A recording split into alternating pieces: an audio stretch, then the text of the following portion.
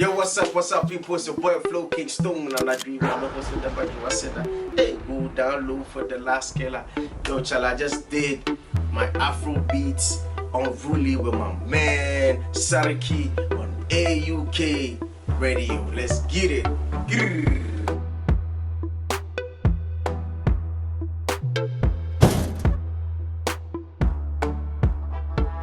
Hey, Kala Kami. Hey, Kala Kami. Listen. Tell me, man. I just want us to run through the how do you put it, the Decision album. Right, Yeah. right. Tell me, first and foremost, how long did it take you to record this album? Honestly, apart from certain songs, Yeah. like this one, Kala Kala Kami with which Shatta is, Wale. yeah, Open House Shatta Wale, Uh-huh. and the one with Aquabua. Yeah. And, Oh, the lovely one. Yes, that's Omobakan. Yeah. And Dimple. Apart from these three songs, the other songs, I would say it took me probably maybe 6 months. 6 months Yes. to put together this album, the Decision album. Yes. And the funny thing is that Yeah. those were some tough times. I was not supposed to be able to record this album because Can you please share what happened? With us? because Charlie, first of all, is UK life. Yeah. Ghanaian artists living in UK alone is not a joke. It's crazy. Now the other thing too is that my wife was not feeling well for a long time, so Oh my God. we will be in and out of hospital. Mm. And at that time too, I had we had moved from where we were before to outskirts. Okay. So we were living outside London. So it was just me, my wife, and my kids. Okay. So when she was not feeling well for a very long time, There was nobody to support. it was crazy. So what I was doing was that I have a studio in the house. So I was using the music to Console yourself. yes. So the music was what I was using to release my stress. Oh yeah, I can get So it. anytime I finish taking care of, doing the school rounds, doing everything, taking care of the whole family, Yeah. I enter the studio and that's where I distress. Oh yeah. So last time I was like, how was I able to record this album? Because it has been a very tough, Roller coaster. past 6 months or even more. Yeah. It's been very tough for me. So how did I do it? Yeah. I feel like God just wanted me to do this. So Yeah. so this album was birthed on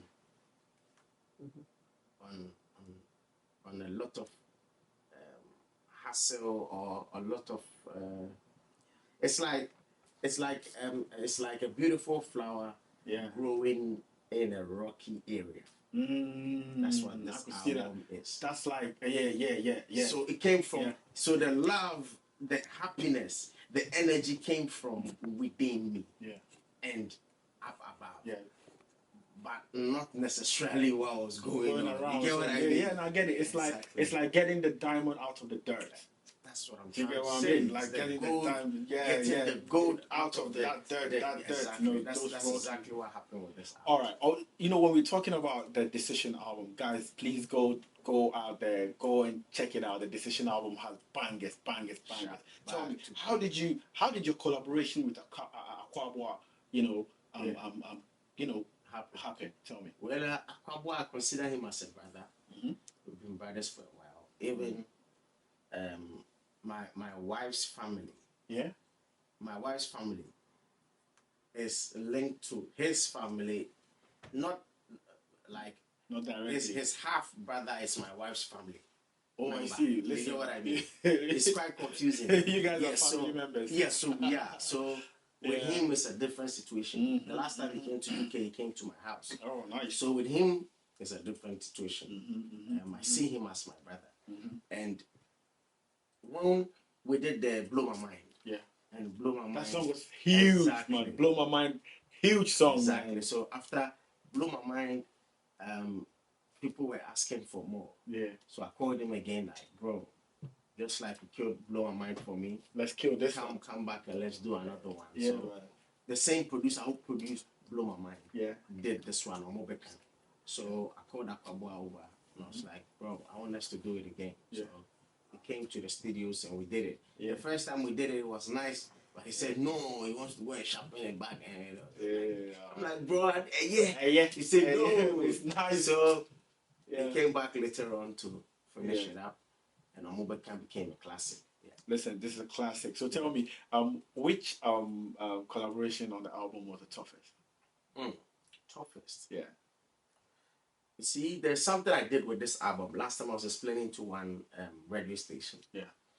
I've come to know, or I've come to see with my experience in the industry, that it's not about how big the artist you are featuring is. Yeah.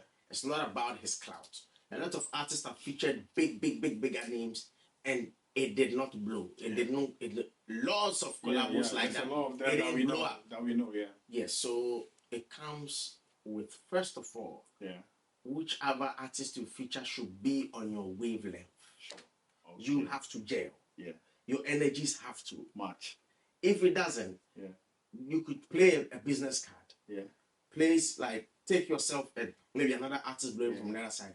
Join, and it will not blow, because music is spiritual. True. Yeah. So first of all, the artists that I did the album with are artists that we share mutual respect, regardless of how old or new you are. they may be. There have to be that relationship between you guys. That's why. Then the second thing too is that the song.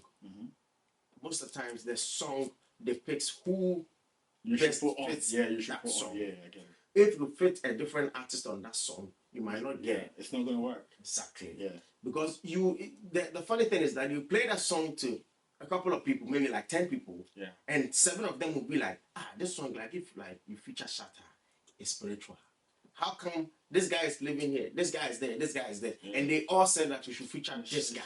Everybody's saying the same person. Exactly. Yeah. So when you connect to that, it connects. I get it. So with this album, basically the people I did the album with are family and friends. So I wouldn't say it was difficult. First, as the Shatta situation, for after we did the Fireburn Them remix. You listen, Fireburn Them. Okay, now you mentioned Fireburn Them. I don't want us to just pass it. Tell me, man. Okay, how did you feel about the Fireburn Them? The remix. I'm not talking about the original. The story, man. Is crazy. Well, I feel like it's a classic that will be there for life. Yeah, for life. And I don't think there has been anyone prove me wrong or tell me I'm lying. Has anyone been able to feature Shatta Wale and Sarkodie on the same song? No, I've not heard it yet. I don't think so. I've not heard it yet. So Fireburn Them remix is that song that has Shatta Wale and Sarkodie on the same song alongside with Flowking Stone. So tell me, legendary. Where do you think the comparisons of you and Sarkodie came from? Like, where did it come from? The comparison has, like, it started a long time ago. It started when he was coming up. You see, before Sak came, we had blown with 1 Gallon. 1 Gallon. One of my favorites, 1 Gallon. And one of my favorites also, Flashy Mefrel. So we were like there with hits already. And Simple. Okay, before Simple. That was before Simple. Yeah, sure. So Sak was the new one coming. Yeah, sure. So I think the first time I heard of him, it was Angel who told like, Charlie man, baby. That time Sunyani was the place which was really popping. Oh, okay. Yeah, if you blow up, you have to pass through Sunyani. Escalate. That was the place. Yeah. So like Angel would be like, Charlie, my boy, he be good. Yeah. So anyway, so the first time we met, we just jailed. He was like, yo, bro, I've been listening to you guys. Charlie, I admire you and all that. And when I heard him, I said, you're also very good. I was shocked what he knew when he was coming out. Because I'll have a lot of discussions with him, and he will tell me stuff that, me, my senior brother, being Ochame Kwame. So I've seen the game from when I was a baby. So I experienced Reggie Stone come fresh. We saw him, we met him, we experienced that era. But when I met Sak, he was like coming in fresh. And when I speak to him, he will speak like Somebody like who's you already also there. know stuff like how Yeah, like how do somebody you who's know already this? there, yeah, how do you Because know you that? are like coming Yeah, in yeah, new. yeah, so how do You know, that? so Yeah, we gelled at that point. yeah. But I feel like the comparison started Yeah. because of the twisting. Ah, I yeah. feel like it's the twisting. Yeah, because before he came, people were taking you to be the country star. Exactly. Yeah, sure. So we did this Give Me Blow, Give Me Blow, yeah, the remix. Yeah. Yeah, where I was like, I've seen featured myself and where I was like, my children, yeah, right. And you killed it, man. You killed it, man. Thank you. So together with my brother Kunta. Yeah. So when we did that, at that time, Give Me Blow was the biggest song. Yeah, it was. I think it was around the same era that Bougie was and Sarkodie and Sark. So it was like it was a new sound to them. Charlie, listen to this, listen to that. Yeah. That's when the comparison started. It started from the long time. I remember those days you pick graphic. Yeah. And the one that was the showbiz graphic. Yeah, even before showbiz, there was one of them. I remember that one where they would put my picture there, put Sax picture. Who is this? A long time ago. Okay. So it didn't start from now. Okay. But we were still friends. I mean, he would come to Kumasi and come to our house with Angel and Nana, Black Nana and everybody. Yeah. Then I think that the comparison became like extreme. Yeah, it became extreme on the streets. Yeah, true. You know. Yeah. So there was a point where we were not linking up for a while. Why? How did that happen? Well, I don't know. Maybe I don't know. Maybe. Did you try at that time? Did you try to kind of reach out and? No. Even at that time, we were still cool like that. Yeah, we were man there chatting. Okay. When he did his first show. Yeah. He did his first show. Rapperholic. The following day we spoke and he told me about how he felt like we even at that time. So we were cool like that. But I feel like the industry was poking. They actually bringing the beef. There was no beef. There was no beef. They were poking. And they'll poke it in a way that will make you want to respond. Like, are you scared? You get what I mean? Sure. And obviously I'm not scared. He's also not scared. So you know, so that's how the thing became something. Big. So at some point we were like, okay, we are chill. Cool. Because you are not sure what the other person is thinking. Okay. Yeah, but I still had a lot of respect for him, and I still do. Nice. So that's when the thing was there. So for that period, there was a lot of talk in town. Yeah. So when I dropped the original Firebone demo, when I dropped it, I had a lot of twists and it was hard. Yeah. So he tweeted that the tweet like that he loves it, it's hard, and we should do a remix quickly. Yes, he tweeted. So when I saw the tweet, I was like, okay, that's nice. Now he's ready. So when I saw it, I was happy because I was like, this is the chance for us to show the world that we and you know. So let's make it happen. I'm like, okay, bro, let's do it. So we did it. Now we did the remix. It was actually leaked. You know, with me, what I do is because I can restructure rap anytime I want. I can do a verse, then I'll break it down and like maybe the last parts that I did, I'll restructure it and put it like puzzle. Okay. It's ever said Mr. Tibia, SARIKI, show, and check. Or something like that. Then I'll sit back and restructure and see which one will sound nice. Okay. So I did something like that. So let's say then instead of say blow and SARIKI show, now like I started like blow, menu slow. We go flow, menu flow, slow, you know. So I did something like that, and I was, I hear no bam, it's out there. Leak. So you're trying to tell me? So the thing leak. You're trying to tell me that wasn't like your final verse you want to bring out? No. But it was still hard. So the thing leak. Wait, the one that I was gonna drop. Thank you. They're not. It's the woman said the two verses that leaked from me, that was hard. Verse, old, new verse, still hard. because the same verse and verse structure. Oh, okay. You know, so we did it. When the song dropped, fight for streets. I know. You know, I right? know, man. I know. Fight. Because Real fight for streets. Personally, I was listening to the song and I felt like, yo, who should I go for now? Who should I go for? Because Sarkodie's, delivery was crazy. Yeah. And you see, your thing was deeper. Yes. Thank you for. No, I'll be honest. He was clear. Yes. But mine was deeper. Yours was deeper. Facts. So it takes somebody who really understands Facts. Flow proper. Real facts. To give you the heart. Yes. But he was clear. His thing was and clear. He had the cadence. He had the delivery, like the expression. He was dancing with the beat though. He had the expression. I was also dancing with the beat. Yeah, you were, but you were going hard. My lyrics was deeper. Very deep, that's what I'm saying. That's the difference. True, yeah. That's the difference. Yeah, true. So now let me ask you, who's the best? You and Sarkodie. Flowking Stone versus Sarkodie. Who is the best? No, I mean, honestly, I feel like the only rapper that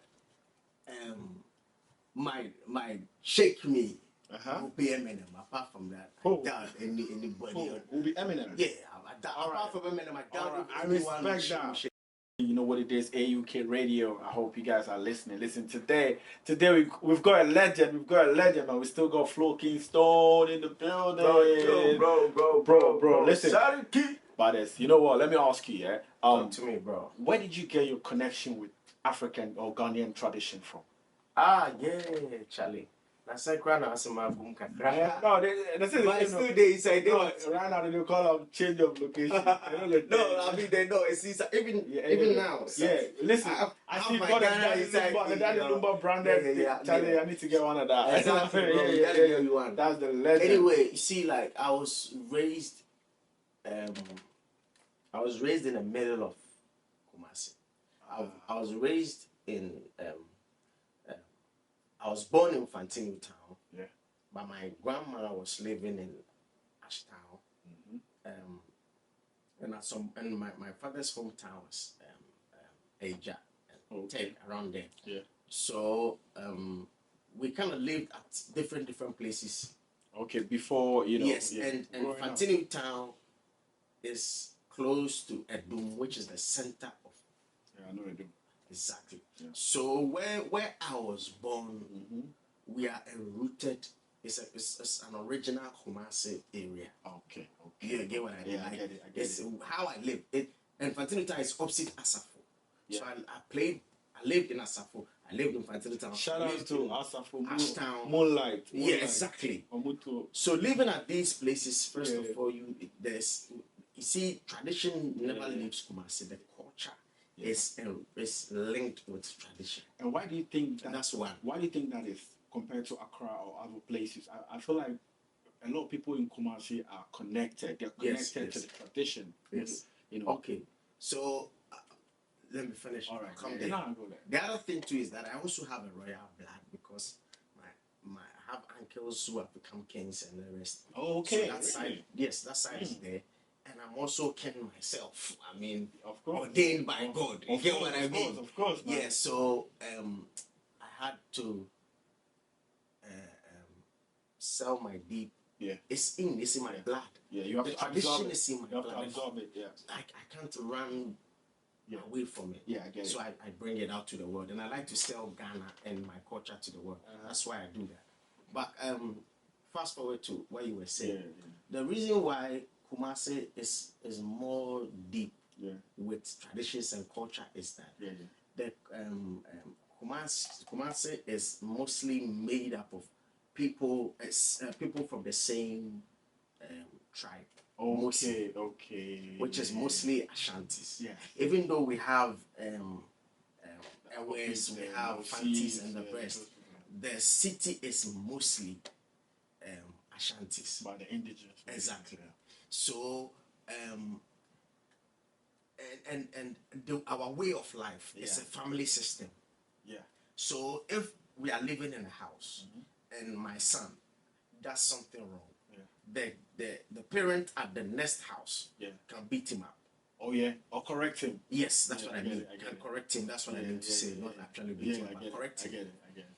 there will be somebody living about 10 houses away. Wait, who can put Who him can on correct track? your Who can kid put him on track and say, yeah, don't any do day. this or do yeah.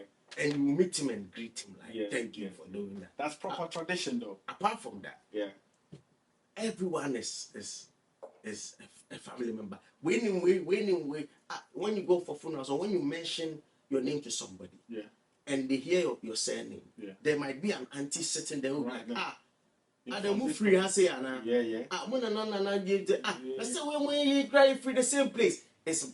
We are almost all from the same place. I get it. You get what I mean? And listen, I'll tell you what, this is very beautiful to know, Yes. yeah, and to see, because I see it every time, yeah. I know you are related to, you know, the legendary, you know, rap doctor, Of course. you know, Chami Kwame. How was growing up with you guys like? Yeah, so he's my senior brother, one mother, one father actually. Wow, nice, man. Together with my kid brother Kunta, one mother, one father. Yo, shout out Kunta. Yeah, so we were all we all grew up in the same room. Mm-hmm. I'll say room because it was chamber and hall. It used to be room. Yes, it was chamber and hall. Yeah. The hall and the chamber was supposed to be my father and his wife, which is my mom. Yeah, sure. But when the kids came in, we were five of us. Oh, I mean, okay. from my mother's side. Oh, nice. So at some point when Ochami was growing up, together with my senior brother at that time, we also have another senior brother. Oh, really? Yes, but that was my father's first son. Okay, I get it. So he was not, Like when I was growing up, he was not living with us. Okay. At some point he was, but when I was growing up, yeah. Okay. So now, in that small room that my father and mom were supposed to have, Yeah. when Ochami and my senior brother were growing up, they had to share. So there was a plywood. They used a plywood to separate them. Wow. Yeah. So that small room, Yeah. they separated it and created two different rooms. So Two Ochami, rooms within one room. exactly. So Ochami and my senior brother both Yeah. were occupying one because they were growing up. Yeah, or they yeah. had grown up. Yeah. And You and the Kunta. rest of us, together with our father and Yeah. mom, in the other room. Okay, in the chamber and hall. Exactly. So Ochami and Ochami Kofi at that time. Ochami Kofi was also living in Fantimita at that time. Oh, the same area? Yes, same area. Wow. So he would come to our house. Yeah. And they had speakers and all that in their room.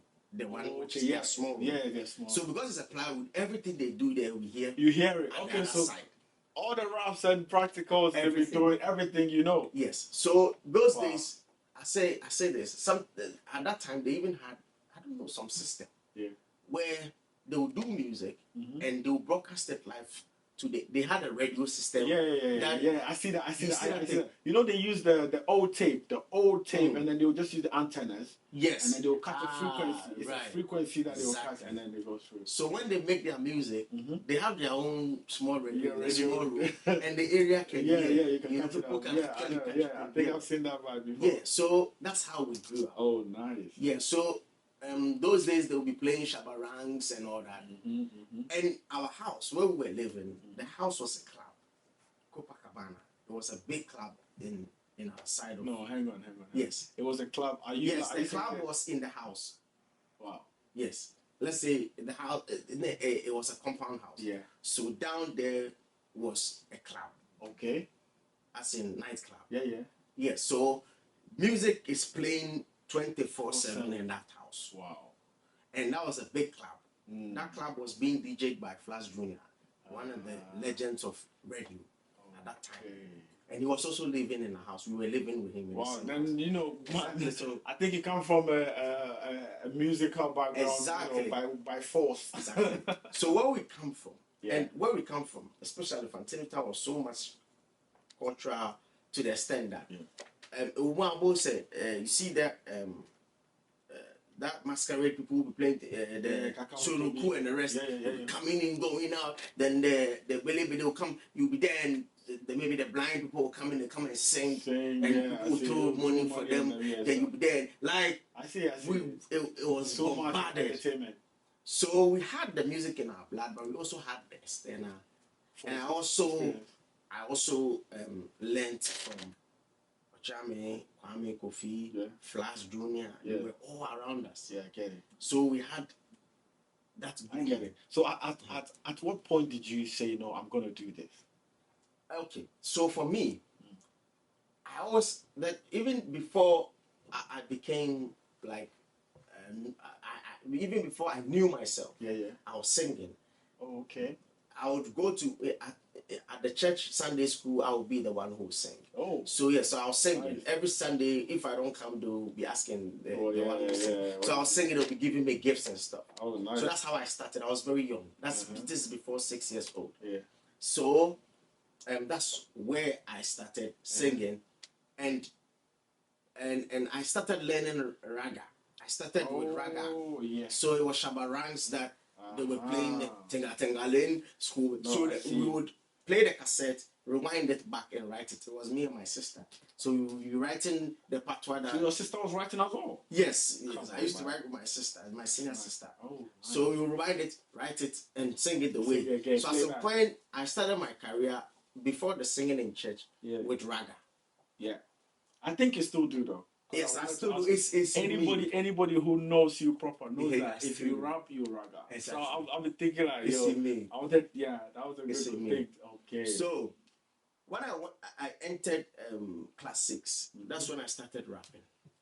At that time it was Azigiza. That was even before Regiment Stone. Yeah. So I started rapping. We would rap Azigiza rap. We would do a couple of rap songs and all that. Yeah. Then I started writing in class 6. So I came back home, would do the raps for Achame, which is Kofi and Kwame, and they'll be like, wow, so you can do this, that. So they started pushing me into competitions. So at that time, where was Achame? What level were they? Yeah, so at that time they were not out. Achame was not, they hadn't done this song, Mesanaba. Yeah, Mesanaba, yeah. They hadn't done Mesanaba. Yeah. That was before Mesanaba. This is about 96, 97. Wow.